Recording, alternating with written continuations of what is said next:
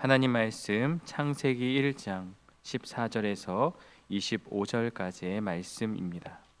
현대인들은 저마다의 방식으로 삶의 의미와 안정을 찾으려고 합니다.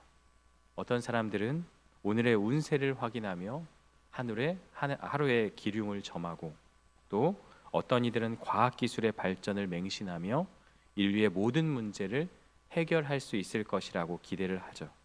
또 어떤 이들은 특정 정치 이념이나 어떤 사상을 절대화하며 그 안에서 유토피아를 꿈꾸기도 합니다.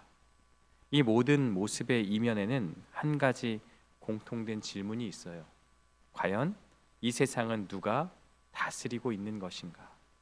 그리고 나는 그 질서 안에서 어떻게 살아가야 하는가라는 물음인 것이죠. 오늘 우리가 마주한 창세기 1장은 바로 이 질문에 대한 답이 기록되어 있습니다. 우리가 창세기를 잘 보면 이것이 과학적인 사실의 나열이 아닌가 오해할 수 있는데요. 그러한 것이 아닙니다. 오늘 본문은 이 세상의 참된 주권자가 누구이며 우리는 그분과 어떤 관계 속에 있는지를 선포하는 신앙의 고백이다라는 거죠. 사실 성경 가장 먼저 나오는 태초에 하나님이 천지를 창조하시니라, 이 말씀을 믿지 않으면 이어지는 모든 말씀들은 우리가 믿을 수가 없는 것이죠. 창세기 1장의 목적을 통해서 우리가 무엇을 알게 되냐? 창조는 우리가 이해하는 영역이 아닙니다. 우리가 이해하고 우리가 납득이 가고 우리가 논리적으로 맞아서 그렇구나라고 생각하는 것이 아니라 믿음의 영역이라는 거죠. 말씀으로 모든 것을 창조했다라는 것이 사람들이 말하는 과학적인 근거로 설명할 수 없는 내용이죠. 그래서 이 창세기의 내용, 모든 성경의 내용은 믿음의 영역이라는 것을 우리가 먼저 전제해야 하는 것이죠. 당시 고대 근동의 여러 신화 속에서 살펴보면 오늘 본문에 나오는 해와 달과 별은요, 숭배의 대상인 거죠. 그런데 성경은 그것조차도 하나님이 만드신 피조물에 불과하다라는 메시지를 우리에게 전하고 있는 것입니다. 어제 송구영신 예배를 드려서 우리가 1장 1절부터 13절까지 말씀을 다루지 않았습니다. 1장 1절부터 13절까지의 말씀은 첫째 날부터 셋째 날까지의 창조 사역인데요. 핵심은 세 가지예요. 모든 창조가 하나님이 이르시되 하나님의 말씀으로 시작되어서 그대로 되었다, 그대로 성취되었다라는 것을 먼저 말하고 있고요. 하나님은 빛과 어둠, 땅과 바다를 나누심으로써 무질서한 세상에 질서를 부여하셨습니다. 그리고 마지막에 보시기에 좋았더라라고 말씀하시며 창조된 세상이 하나님의 목적과 설계에 완벽히 부합했음을 우리에게 보여주고 있습니다. 오늘 본문은 넷째 날부터 여섯째 날까지의 창조죠. 그리고 사람의 창조는 내일 본문에서 우리가 살펴보게 될 것인데요. 쉽게 얘기하면 첫째 날부터 셋째 날까지의 사역은 아무것도 없는 것에 어떤 모양을 만드시고, 그리고 넷째 날부터 여섯째 날은 그 모양 안에 여러 가지 것들을 채워나가는 그러한 사역이 이루어진다라고 볼 수 있어요. 첫째 날에 빛을 만드셨기 때문에 넷째 날에 빛을 전달하는 해와 달과 별들을 만드셨고요. 둘째 날에 궁창을 만들어 물이 나뉘게 했으니 다섯째 날에 공중의 새와 바다의 물고기를 만드셨습니다. 셋째 날에 바다와 육지, 식물이 나게 하셨으니 여섯째 날에 그곳에 짐승과 사람을 만들어 채우셨다. 이 모든 것이 하나님의 질서대로 이루어졌다라는 것을 우리가 볼 수 있는 것이죠. 먼저 14절을 보면요, 하나님께서 광명체들을 만드십니다. 이것은 해와 달과 별들과 같은 것이죠. 15절에도 하늘에 궁창이 있어 땅을 비추라 하시니 그대로 되니라. 반복되는 표현이죠. 땅을 비추라 하시니, 말씀하시니 어떻게 되었다고요? 그대로 되었다. 창세기 1장을 관통하는 그런 패턴입니다. 말씀의 권능을 보여주고 있어요. 광명체들이 땅을 비춘다라는 것은요, 바로 하나님의 선하심이 온 세상에 두루 비치는 것을 우리에게 보여주고 있는 거예요. 이 땅의 우주 만물, 자연, 그 모든 것들이 운행하고 질서 가운데 운행하는 그 모든 것들은 하나님의 통치와 그 선하심을 드러내는 하나의 모습이다라고 우리가 볼 수 있는 것이죠. 17절과 18절에도 또 그 내용들이 나오고 있죠. 땅을 비추게 하시며 낮과 밤을 주관하게 하시고, 똑같은 내용이 지금 반복되고 있습니다. 그러면서 하나님이 보시기에 좋았더라. 이 토브라는 단어가 나오죠. 창조의 단계마다 반복되는 후렴구인데요. 단순히 좋다, 그냥 좋아 이게 아니라 아름답고 완전하고 그 목적에 부합한다는 의미가 있습니다. 하나님이 의도하신 대로, 하나님의 목적대로 모든 것들이 이루어졌다. 그것을 하나님이 보시기에 좋았더라라고 말씀하고 있습니다.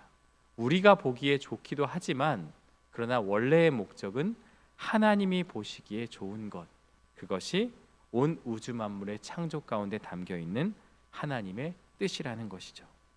19절에도 저녁이 되고 아침이 되니 이는 넷째 날이다 라고 말씀하고 있어요. 원래 우리는 아침과 저녁 이렇게 하루를 설명하지만 창세기 1장에서는 저녁이 되고 아침이 되니, 이것이 바로 히브리 문화의 하루 계산법인데요. 동시에 신학적인 메시지도 담고 있습니다. 저녁이 지나면, 어둠이 지나면 빛이 오는 것, 이것처럼 삶의 어두운 밤이 끝나면 새로운 아침이 온다는 그러한 약속의 말씀을 우리가 상징적으로 기억할 수 있는 것이죠. 20절을 보시면요, 드디어 생명체가 등장을 하게 되죠. 하나님이 이르시되 물들은 생물을 번성하게 하라. 땅이 하늘의 궁창에는 새가 나르라 하시고. 지금까지는 어떤 생물이 없었지만 살아 움직이는 피조물들이 나타나고 있습니다. 환경을 먼저 만들어 주시고 짐승과 생물을 창조하셨습니다. 여기서 하나님은 물들은 생물을 번성하게 하라고 명령하십니다. 스스로 번식할 수 있게 하셨습니다. 생명을 낳고 번성할 수 있는 그 원리를 하나님께서 심어 놓으신 것이죠. 새들도 창조가 됩니다. 하늘과 물 두 영역이 생명으로 가득 차게 되는 것이죠. 하나님의 생명이 세상 구석구석에 미치는 것을 상징하고 있습니다. 21절을 보면요, 하나님이 큰 물고기와 물에서 번성하여 움직이는 모든 생물을 그 종류대로, 날개 있는 모든 새를 그 종류대로 창조하시니 하나님이 보시기에 좋았더라. 여기서 큰 물고기가 무엇이냐? 큰 바다 짐승 또는 용으로 해석을 하기도 합니다. 고대 근동 신화에서 이 큰 물고기는 혼돈과 악을 상징하는 어떤 신적인 존재였는데요. 여기서는 분명하게 하나님의 피조물이다라고 선포하고 있습니다. 그 종류대로 이것은 자기 종류 안에서 번식할 수 있는 능력을 부여받았음을 의미합니다.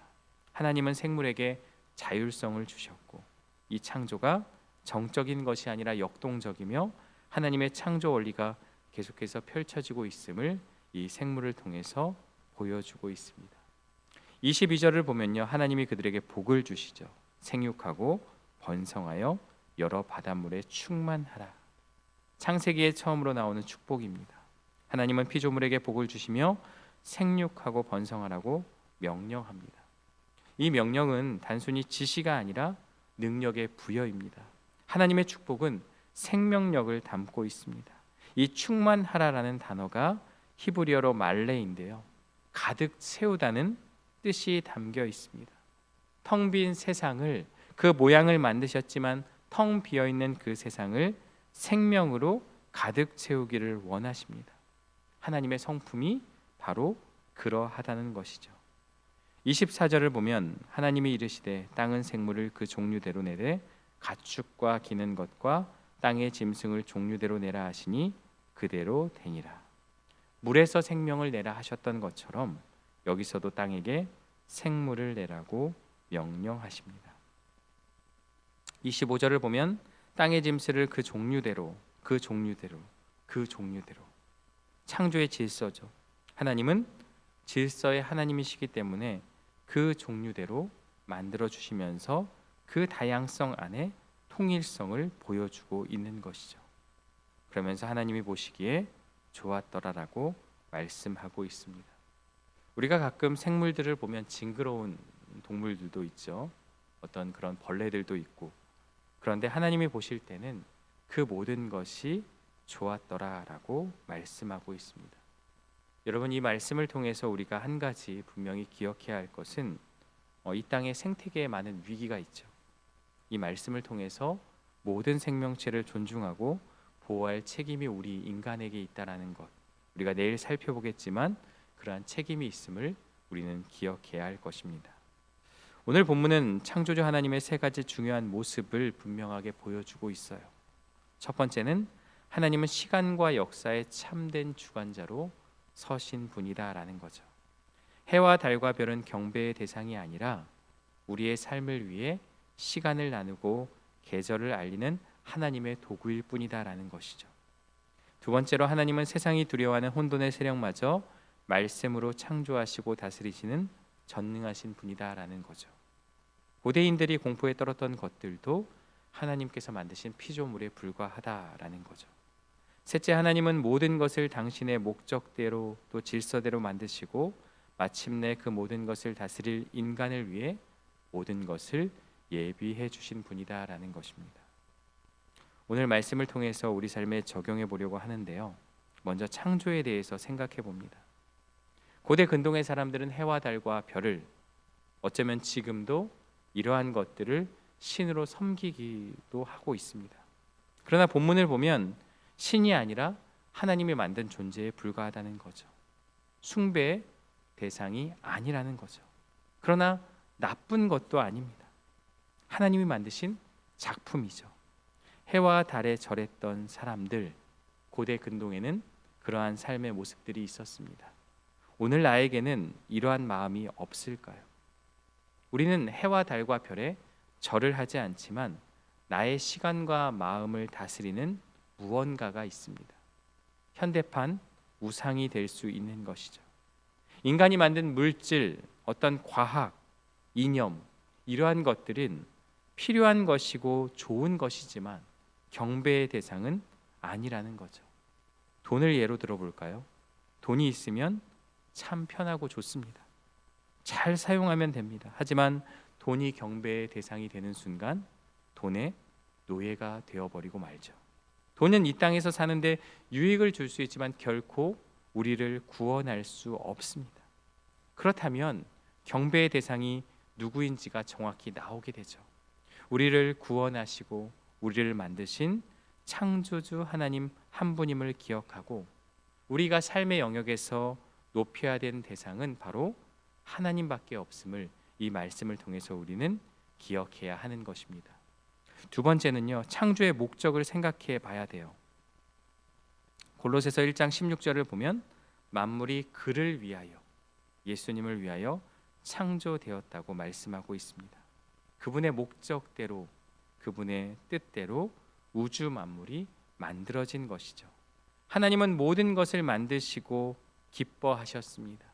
중요한 건 그것을 누리도록 우리에게 허락해 주셨다는 것이죠. 우리가 불렀던 찬송가 79장 주 하나님 지으신 모든 세계라는 찬양이 있는데요. 이 찬송가의 가사는 스웨덴의 목사이자 시인이었던 칼 보보그에 의해서 만들어졌습니다. 어느 날 스웨덴 남동부 해안에 아름다운 자연을 산책하고 있었는데 갑자기 먹구름이 몰려오더니 강한 천둥 번개를 동반한 소나기가 쏟아졌습니다. 하지만 곧 폭풍이 지나가고 무지개가 떴으며 근처 숲에서는 새들이 다시 노래하기 시작했습니다. 이 자연의 위엄과 하나님의 어떤 솜씨에 압도되어서 그는 무릎을 꿇고 예배를 드렸고 집에 돌아와 쓴 시가 바로 이 찬송 가사의 시작이 되었습니다. 주님의 높고 위대하심을 찬양한다는 이 고백, 이 가사의 시작이 자연을 바라본 그의 믿음의 고백이 되었는데요. 하나님의 창조 질서를 바라보며 그 조화의 아름다움을 우리도 바라봅니다. 우리가 아름다운 연주나 합창이 끝나면 마음에 감동이 들어 박수를 치는 것처럼 어쩌면 이 땅 가운데 주어진 하나님의 창조의 사역의 그 놀라운 은혜를 바라보며 우리는 마땅히 찬양을 올려드려야 하는 것입니다. 창조의 질서, 그 목적과 질서로 하나님께서 이 세상을 만드셨듯이 우리의 삶 또한 그분의 선하신 목적 아래 있음을 믿고 하나님의 질서를 따라 살아가는 삶의 모습이 되어야 한다라는 것, 그것을 오늘 우리에게 말씀하고 있는 것입니다. 하나님이 만드시고 기뻐하셨던 것처럼 오늘 우리의 삶이 나를 만드신 목적대로 하나님께 영광을 돌리며 살아가는 저와 여러분들 되시기를 주님의 이름으로 간절히 축원합니다. 함께 기도하겠습니다. 하나님 아버지 감사합니다. 창세기 1장의 말씀을 통해서 이 땅의 시작과 그 모든 것이 하나님의 섭리 가운데 있음을 보게 됩니다. 오늘 우리의 삶 가운데도 여러 가지 일들이 있고 삶의 많은 부분들이 있지만 우리가 이 땅 가운데 지음받은 존재로 하나님의 어떠한 그러한 능력과 하나님의 위대하심을 기억하는 것보다 이 땅을 살아가며 여러 가지 바쁜 것을 핑계로 하나님의 위대하심을 바라보지 못하고 그저 세상에 이끌려 살아감을 우리가 보게 되어집니다. 오늘 말씀을 기억하며 이 땅의 모든 것들이 목적이 있고 그 목적은 하나님을 찬양하고 하나님을 예배하기 위함을 기억하고 오늘 우리의 삶 가운데서도 하나님의 이름을 높이는 삶의 모습이 될 수 있도록 인도하여 주옵소서. 오늘 우리는 해와 달과 별을 섬기지 않지만 많은 것들을 바라보며 돈과 명예와 권력을 따라 어떠한 그러한 이념과 사상을 따라 그것을 마치 숭배하는 것처럼 살아갈 때가 있음을 고백합니다. 하지만 그러한 모든 것들은 인간이 만든 것일 뿐 하나님과 비교할 수 없고 하나님을 대신할 수 없음을 기억하고 그러한 모든 것들을 내려놓고 하나님만을 섬기며 살아가는 우리들의 모습이 될 수 있도록 인도하여 주옵소서. 이 땅의 자연과 이 땅의 섭리들을 바라보며 우리의 마음의 고백이 하나님의 위대하심을 찬양하는 고백이 되게 하여 주시고 우리의 삶의 순간순간마다 숨쉬는 순간순간마다 하나님의 위대하심을 찬양하는 우리 모두의 삶이 될 수 있도록 인도하여 주옵소서. 2026년이 시작되었습니다. 우리가 새해를 다짐하고 꿈꾸는 모든 것들 주 안에서 계획하게 하여 주시고 순간순간마다 하나님의 위대하심과 그 은혜를 경험하며 살아가는 한 해가 될 수 있도록 인도하여 주옵소서. 오늘 하루의 삶도 주님께 온전히 맡겨드리며 예수 그리스도의 이름으로 기도드리옵나이다. 아멘.